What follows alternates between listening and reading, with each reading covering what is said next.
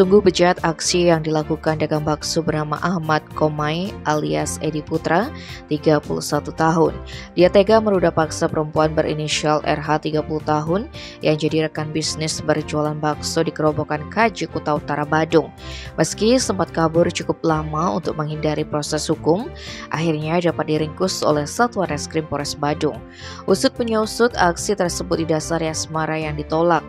Kasat Reskrim Polres Badung AKP Aris Setianto menerangkan peristiwa ini berawal ketika pelaku bekerja sama dengan korban untuk berjualan bakso. Di tempat kerja sembari mengisi waktu kosong, keduanya memainkan sebuah permainan dengan tantangan yang kalah harus sit up. Kala itu korban pun kalah dalam permainan tersebut. Tapi tak disangka pria asal Pungkur, Kabupaten Ngawi, Jawa Timur ini malah langsung menyeruduk perempuan itu lalu menindih dan memeganginya.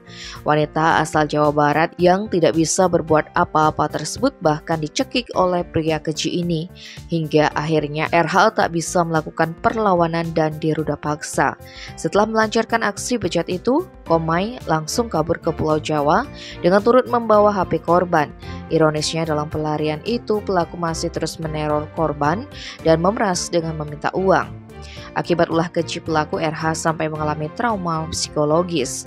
Maka kejadian mengerikan tersebut pun dilaporkan ke SPKT Polres Badung.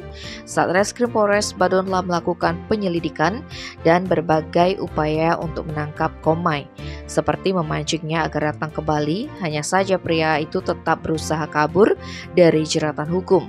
Maka dari itu polisi melakukan pengejaran ke Jawa sampai akhirnya dapat meringkus pelaku pada Rabu 27 September.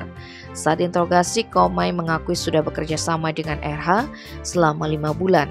Sebenarnya ia memiliki rasa suka kepada korban, namun cintanya ditolak oleh wanita itu. Atas perbuatan kejamnya itu, Komai terancam pidana penjara paling lama 4 tahun.